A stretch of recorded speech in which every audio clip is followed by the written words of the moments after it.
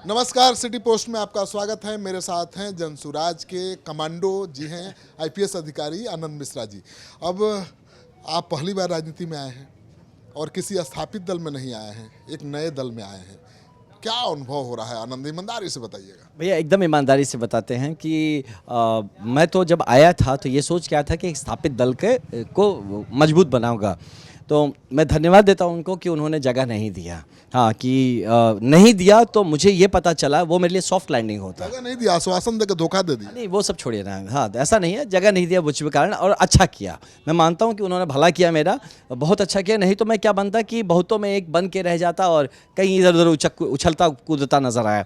यहाँ पे जनसुराज पार्टी बनाने में मैं हूँ, है ना, ज्वाइन नहीं किया है जनसुराज पार्टी, बनाने वालों में से हूँ।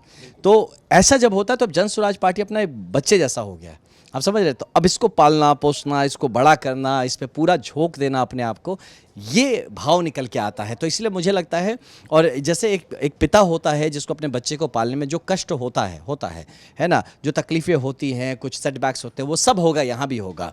लेकिन उसको रह के भी हर बार पिता यही चाहता है कि उसका बच्चा उससे बड़ा बने। तो हम लोग भी यही प्रयत्न कर रहे हैं कि जनसुराज हम सबसे बहुत बड़ा बने। स्थापित दल में जाते यानी बीजेपी में जाते, टिकट मिलता, चुनाव लड़ते, जीत जाते, मंत्री विधायक बन जाते।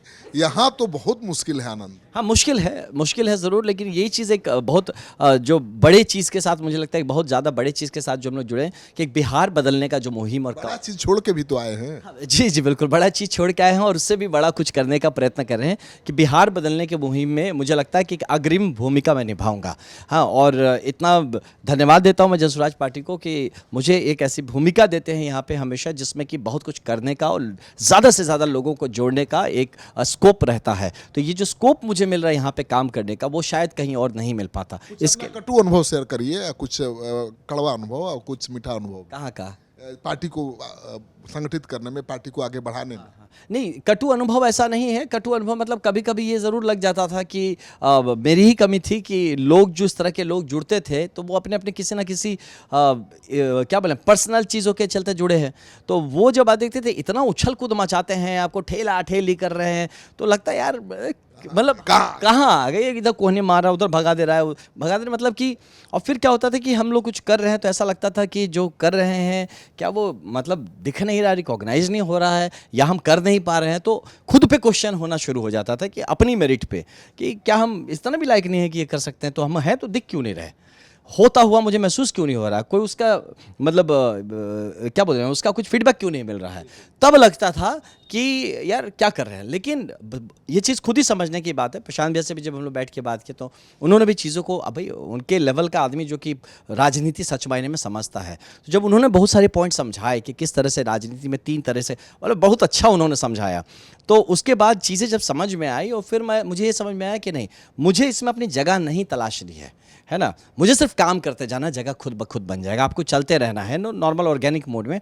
और फिर मैं अब उस मोड में आ गया हूँ, मुझे कोई फ़र्क नहीं पड़ता मैं चेयर पे कहाँ बैठा हूँ, बैठा भी हूँ कि नहीं बैठा हूँ, किस पोस्टर पे नाम है कि नहीं है, दिखता हूँ नहीं दिखता हूँ, मुझे पता है कि मुझे क्या करना है। जैसे अभी जनसुराज की जो युवा संघर्ष यात्रा लेकर निकला हूँ, अब मुझे पता चल गया कि मुझे पूरे बिहार को पिरो देना है जनसुराज के धागे में, और वहाँ के हर आदमी तक जाके, दरवाजे तक पहुँच के। अब मैं इससे 2 फायदे हैं, मैं बिहार को देख रहा हूँ, बिहार भी तो मुझे देख रहा है।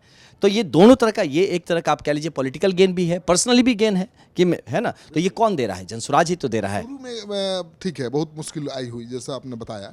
अब आपको क्या परिवर्तन दिख रहा है? जी, अब ये परिवर्तन कि जब संगठन बन गया है, व्यवस्थित हो गया है, चीज़ व्यवस्थित हो गया, स्ट्रक्चर्स लाइन पे आ गए हैं। और कल के जो आपने देखा होगा, जो होली मिलन के बाद ये घोषणा भी की गई कि अब लोगों का पटना बार बार नहीं बुलाया जाएगा, वो सीधा वो 11 अप्रैल को ही बुलाया जाएगा, अब आप ज़मीन पे जाके काम करिए।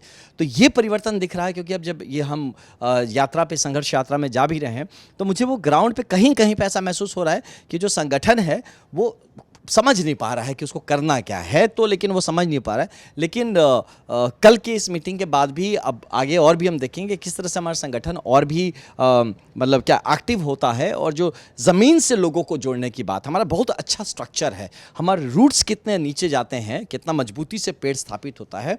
अब ये चीज़ ग्रेजुअली होना शुरू किया।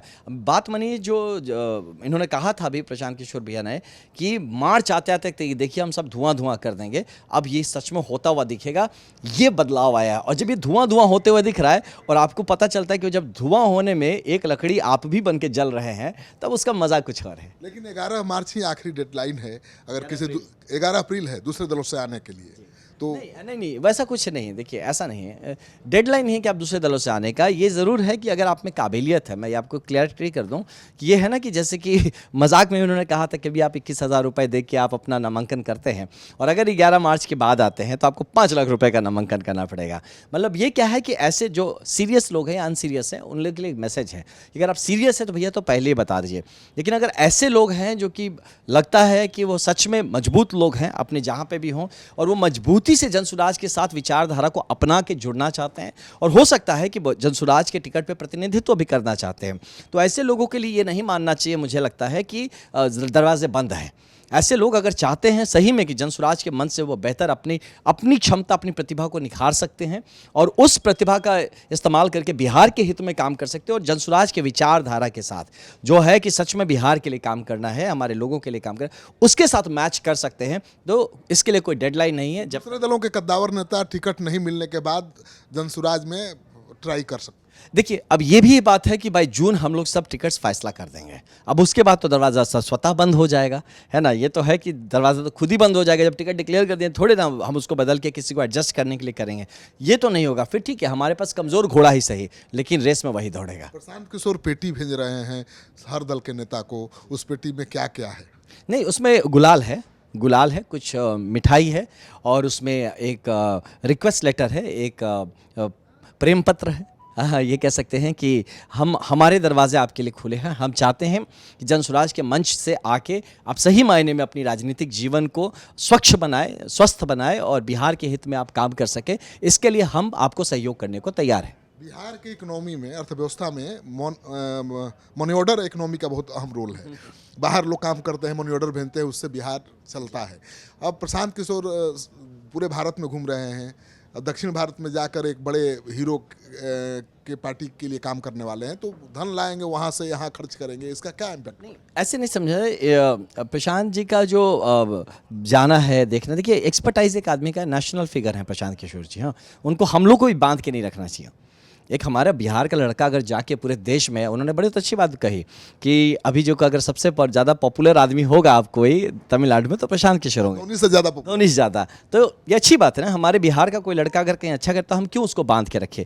अगर आप में एनर्जी इतना है कि आप अपने पूरा काम करने के बाद भी आपका एनर्जी बच जाता है, तो भाई उसको यूटिलाइजेशन होना चाहिए। पैसा भी तो चाहिए। नहीं, अब देखिए, पैसा जहाँ तक आता है कि आप अगर टीम को डिप्लॉय करेंगे अगर कुछ काम में, तो इसका मुझे ज़्यादा डिटेल्स नहीं पता, लेकिन अगर आप भी कहीं, अगर आप ही को हम किसी काम में बताते हैं कि ना भैया आप हमारे लिए जाइए, तो भैया उसके लिए पैसा चाहिए ना। हम आपको संसाधन देंगे ना कि गाड़ी बैठ के जाइए भैया, दिन में जाएंगे चाय पानी के लिए, कुछ लोग से मिलेंगे, तो वो पैसा तो होना ही चाहिए। वो तो आपका काम करने का जो खर्च है वो तो होना ही चाहिए।